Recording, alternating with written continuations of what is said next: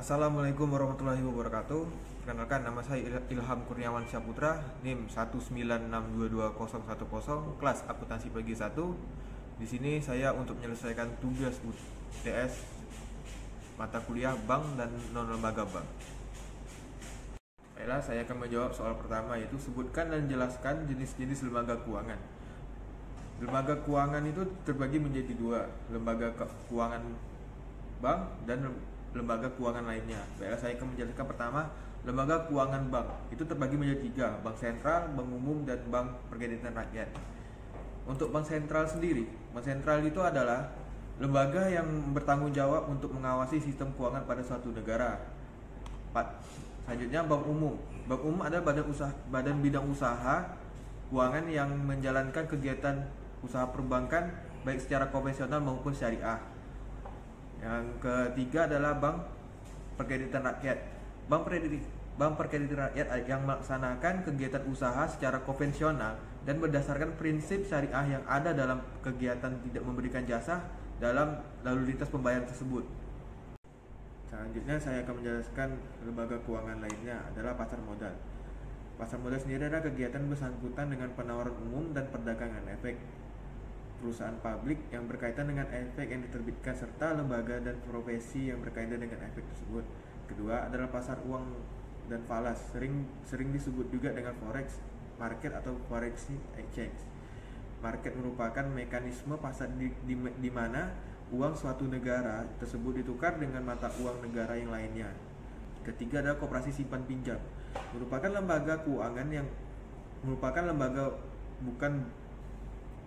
koperasi simpan pinjam merupakan lembaga keuangan bukan bank dengan kegiatan usaha menerima simpanan dan memberikan pinjaman uang kepada anggotanya. Dan yang selanjutnya adalah pegadaian. Pegadaian adalah lembaga keuangan yang secara resmi mempunyai izin untuk melakukan kegiatan operasional berupa pembiayaan kredit kepada masyarakat atas dasar pegadaian, juga sebagai jasa titipan dan jasa taksiran. Selanjutnya leasing. Leasing adalah suatu kegiatan pembiayaan yang berupa barang atau modal maupun aset bagi perusahaan atau perorangan dalam menjalankan aktivitas usaha tersebut. Selanjutnya ada asuransi. Asuransi adalah bentuk perjanjian antara pertanggung dan penanggung, di mana nantinya harus membayar iuran kepada penanggung tujuan untuk memperoleh ganti rugi atau atas risiko finansial yang mungkin akan saja terjadi, seperti yang tertanggung ini mengalami sakit, jadi dari penanggung akan memberikan asuransi berupa uang atau jaminan sosial, rumah terbakar memberikan bantuan, gitu aja sih. Selanjutnya adalah modal fantura, adalah sebuah bentuk modal yang diberikan kepada perusahaan lain sebagai bentuk investasi dan kerjasama antar perusahaan. Selanjutnya adalah soal kedua, yaitu tentang sebutkan dan jelaskan kegiatan bank umum dan kegiatan bank perkreditan rakyat. Untuk kegiatan bank umum sendiri adalah funding, di mana dia simpanan tabungan, simpanan deposito, dan simpanan giro. Lendingnya mempersediakan kredit, dan servisnya adalah mempersediakan transfer, incasso, clearing, safe deposit box, bank kredit, bank notes, penerimaan setoran, penerimaan pembayaran, dan travel CQ. Dan kedua adalah kegiatan bank perkreditan rakyat. Untuk fundingnya tersedia adalah simpanan tabungan dan simpanan deposito. Untuk lendingnya sendiri tersedia adalah kredit. Nah, untuk larangan BPR adalah menerima simpanan giro, mengikuti clearing, melakukan falas, melakukan kegiatan asuransi. Dan soal ketiga adalah sebutkan dan jelaskan sumber-sumber dana bank. Yang pertama adalah modal setoran dari para pemegang saham. Berikutnya sumber dana dari bank tersebut adalah pertama setoran modal pemegang saham, cadangan bank, dan laba bank yang belum dibagi. Kedua, dana yang berasal dari masyarakat luas, yaitu simpanan giro, simpanan tabungan, dan simpanan deposito. Ketiga, dana yang bersumber dari lembaga lainnya. Pertama, kredit likuiditas dari Bank Indonesia. Kedua, pinjaman antar bank atau call money. Tiga, pinjaman dari bank dari luar negeri. 4. Surat-surat berharga pasar uang. Dan keempat, sebutkan dan jelaskan prinsip-prinsip pemberian kredit. Ya, pertama, karakter. Karakter ya suatu keyakinan bahwa sifat atau watak dari orang-orang yang diberikan kredit tersebut benar-benar dapat dipercayai, seperti cara hidup atau gaya hidupnya yang dilakukannya, keadaan keluarga, hobi, dan social standingnya. Kedua, capacity. Untuk melihat kemampuan nasabah dalam bidang bisnis yang dihubungkan dengan bidang pendidikannya, kemampuan bisnis juga diukur dengan kemampuan dalam memahami tentang ketentuan pemerintah tersebut, ya, dari memahami tentang perundang-undangan lah. Itu.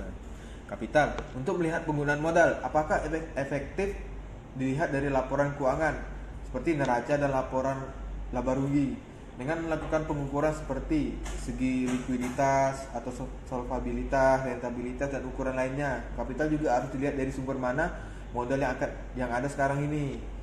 Keempat adalah kolateral, merupakan jaminan yang diberikan calon nasabah baik yang bersifat fisik maupun non fisik. Jaminan ini hendaknya melebihi jumlah kredit yang diberikan. Jaminan juga harus diteliti keabsahannya sehingga tidak terjadi suatu masalah, maka jaminan yang dititipkan akan dapat dipergunakan secepat mungkin dan sebaik mungkin.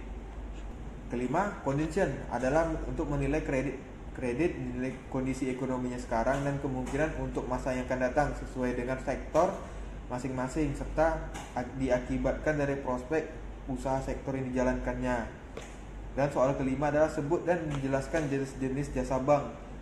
Pertama adalah transfer atau kiriman uang, merupakan fasilitas yang digunakan dalam jasa transfer tergantung keinginan dari nasabah itu sendiri, karena mempengaruhi kecepatan pengiriman dan besarnya biaya pengiriman itu tersebut, yang bisa digunakan dalam melakukan transfer melalui surat, telex, telepon, online, komputer, dan lain-lain.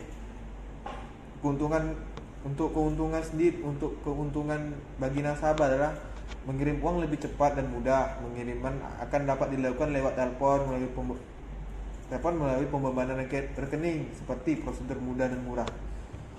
Bagi bank sendiri adalah biaya administrasi yang dilakukan oleh nasabah dalam melakukan transfer tersebut. Selanjutnya ada clearing, ialah merupakan jasa penyelesaian utang piutang dari antar bank dengan cara saling menyerahkan bukti-bukti utang piutang yang akan dikliringkan oleh nasabah itu sendiri.